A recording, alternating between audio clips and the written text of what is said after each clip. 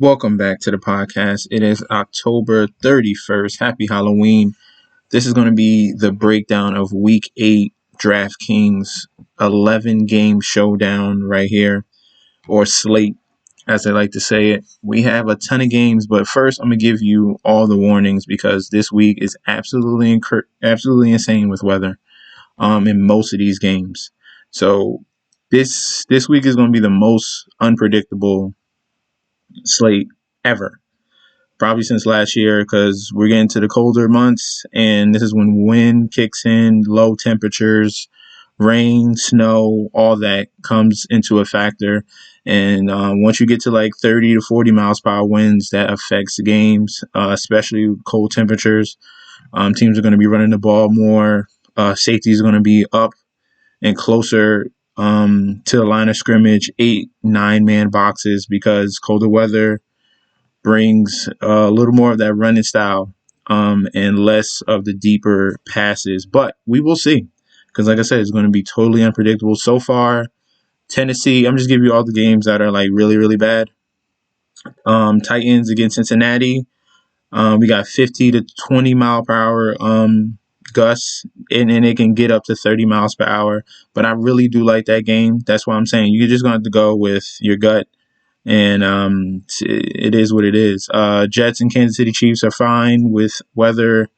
Um, Rams against Miami is fine, but you got Tua going up in his debut against a tough defense. Patriots against Buffalo is going to be ugly. It's going to be rainy. It's going to be 20 mile per hour winds. Temperatures in the 40s. So this is looking like a freaking. You wasn't even targeting that game anyway, because Patriots have a ton of injuries. It's going to be Cam Newton throwing it to Damiere Byrd and Jacoby Myers. And then on the Buffalo side, that could be a Beasley game with Diggs. Probably Patriots going to take him out, and they're probably Josh Allen's going to have to focus on his other receivers like Gabriel Davis and Michael Beasley. Next, we have the Raiders in Cleveland. I thought this was going to be a great game if the weather was permitting, but got 30 mile per hour winds, gusts that can go up to 45, low temps, swirling winds. If you want to still play with that, the short game could work with Darren Waller, Jarvis Landry. Um, like I said, it's a flip of the coin, man. You don't know how this is going to go. It's literally impossible. Literally, this is one of the worst slates ever. I'm gonna give you good plays, good people, and good matchups, but I'm just letting you know that this weather is going to screw some things up. Steelers against the Ravens in this big in division matchup, 10 to 15 miles per hour winds. That's fine. That's nothing compared to what I've been reading before. You got the Vikings against the Green Bay Packers, 25 mile per hour winds and sustained gusts up to 40 miles per hour. And then you got Green Bay. It's in Green Bay in that weather. No snow, but still crazy weather. And then you have Drew Brees going to begin Chicago in Chicago. Those type of temperatures, those type of 40 miles per hour wind gusts, 30 miles per hour wind gusts. It's not good, especially for him. He's more of an indoor quarterback. You know how he plays outside, so that's not good for him.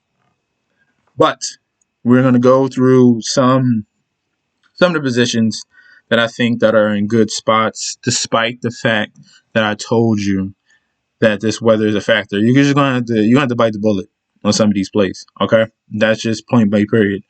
Aaron Rodgers is in a top 10 spot this week, going up against Minnesota. He did very well. What was it? Week 2, week 1. Yeah, 33 DK. I can probably see a similar outcome for Aaron Rodgers in this very same game. It's either going to be Aaron Rodgers or Jamal Williams, who's taking over for Aaron Jones, who's out again. Jamal Williams is going to be taking over that main bell cow back, and his salary has gone up from last week from 4,000 to 6,100. So you already got the price bump. You missed out on opportunity from last week, but he is still in a very good matchup. Next guy we're going into for quarterbacks, we're going to Baker Mayfield after a very nice performance that he did last week. Let me just type him in and just find him really quicker. Right there. Baker Mayfield, 6,100, 28th ranked defense going up against the Raiders. He had 30 DK last week. Now he gets another good performance. Like I said, weather is a factor, but maybe the loss of Odell Beckham helps him. As you saw, he lost Odell, and then he just locked in with Rashard Higgins and his tight end. Hold on, what was that boy name? I forgot his name because he was like the third string tight end. It wasn't Hooper and Joku. Bryant right here. Bryant came in. Harrison Bryant came in and filled in admirably. 4 for 56, 2 touchdowns. He can be a factor as well. So they got 2 good tight ends in that game. You got Darren Waller and you got Harrison Bryant, who can step it up in that game. We're going to move over to the running backs that I like for this week. A cheap guy to look at, DJ Dallas has an opportunity. There's a couple 4K running backs last week. We have one this week. It's not a great matchup against the 49ers, but he's going to get all the opportunity on that Seattle Seahawks offense with no Carlos Hyde, probably no Chris Carson, and Travis Homer did not practice all week long. So those 3 injuries are going to give him an opportunity to probably get, 15 to 20 DK. As long as those guys are out, he has the opportunity. Okay, he struggles in pass block, but he's going to get the ball. All right. One of my favorite running backs this week, I think he has the best matchup right here. It says opponent ranked 31st. Jonathan Taylor, he's going to go for 30 DK one of these weeks. Okay, it's happening. It's going to happen. This experiment with Phillip Rivers is not really working out, and he's just thinking dunk Rivers. It's not really working out. Jonathan Taylor has been taking over most of the carries since Marlon Mack has been out. He's getting his receiving work is going up because Rivers checks the ball down, and Jonathan Taylor is in a prime spot to get over 20 DK against the Detroit Lions, who are the 30. It says rush defense 26, but they're 31st. They're 31st. It's like them, Jacksonville, and Houston. Okay. Jonathan Taylor is in a prime position. I already told you about Jamal Williams. My favorite high price running back this week is going to be Derrick Henry against Cincinnati. This is perfect. You got weather coming into effect that's going to help boost Derrick Henry in his touches. He's at 8K. I definitely see an opportunity for him to repeat that performance that he did in Week 6 against Houston. Cincinnati is literally another bad run defense. And this is a perfect spot for him. I might lock him in almost every lineup. A lot of people are going to go Kamara since he's like the only weapon, but Derrick Henry is probably going to be my favorite running back selection of this week. All right. Now we're going to move over to the wide receivers. Devonta Adams had a big blow up spot last week. We got weather as a factor this week. As you can see, 47 DK, 13 receptions, 196 yards, and 2 TDs. Absolutely insane. He literally could do that every week. But this week in Green Bay, I think they're used to the bad weather. So it could happen again. But they really priced him up. You're going to have to pay an arm and a leg to afford Devontae Adams. In that game, Thielen definitely is an option to go with. His last performance against Green Bay in Week 1, he had 34 DK. That definitely can happen again. Let me look for a sleeper. Yeah. We're going to go Rashard Higgins. I'm going to go for a little cheaper mid-range. I like both of these Higgins, actually. Okay. T. Higgins has grown to be the number one option. Him and Boyd are the number one option for Joe Burrow. I also like Joe Burrow as a quarterback. As you see this consistency right here, 7, 8, 8, 5 targets. He's consistently giving you over double digit fantasy points each and every week. He's currently at 5,600. Before he goes ridiculously off, you gotta play him. You gotta play him. And then the other Higgins, you can have both of them in the same lineup. He is still too cheap. The loss of Odell Beckham, and at 3K, this guy produced. He didn't even get in the end zone. 6 catches, 110 yards, no TDs. Still got 20 DK at 3K. That was a steal. And now he's only at 4,200. Get him before he's up to that T Higgins level at 56, almost 6K. Okay. Another guy I'm looking at is going to be AJ Brown as well. No.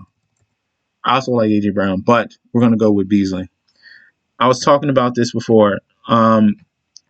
The weather is going to be a huge factor. They're going to lean on the run, but this short yardage passing game, Cole Beasley is the guy. He's probably not going to get a touchdown, but the receptions are going to be there. The targets are going to be there. He had 11 for 112 against the Jets. He's like a mini Crowder. Josh Allen locks in on him, and the Patriots are going to focus in on Stephon Diggs, okay? And they're going to take away that number one option, and Cole Beasley is going to be the guy he's going to lean on, okay? Cole Beasley at 5,300 is too cheap. He's going to get you double digits, definitely. But I think the 25 plus can be there this week if he gets into that end zone. I definitely like Cole Beasley. All right, now we're going to move on. Last but not least, the tight end position. I'm gonna give you my punt tight end, Irv Smith. Ever since week 5? This guy is finally getting in to the offense. This team has been down in almost each and every game. This is why Irv Smith is getting more notice. Kyle Rudolph is more in the red zone, and in between the 20s, Irv Smith is going to be the guy. At 3K, you can't complain. 3K over double-digit fantasy points, and he's super athletic. It's worthwhile if you want to pay up for guys like Devonta Adams and Patrick Mahomes. Irv Smith is definitely a guy. If you want consistency, I'm leading more to Kelsey and Darren Waller. If you're just looking for consistency, you already know Kelsey. He's going up against the Jets. The Jets suck against tight ends. And Darren Waller, each and every week, is a huge, huge weapon. 31 against New Orleans, 16, 15, 17.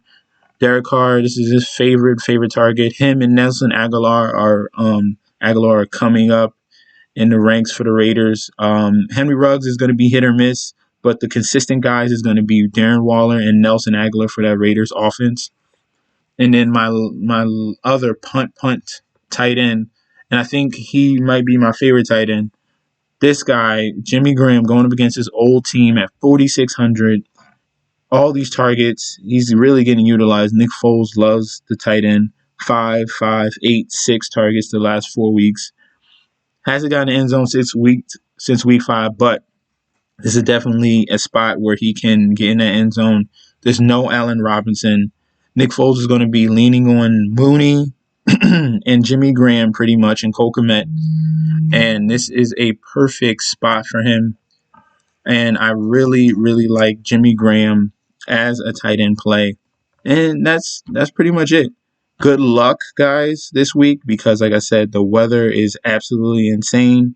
You're not going to know, a definite spot of where to lean to. Just go with your gut. Please don't forget to like, comment, and subscribe to the channel. Also follow me on Instagram and Twitter at MessNetsJustD. Thank you guys for tuning in. I'll see you later today with the breakdown of Jets and Chiefs. And peace out.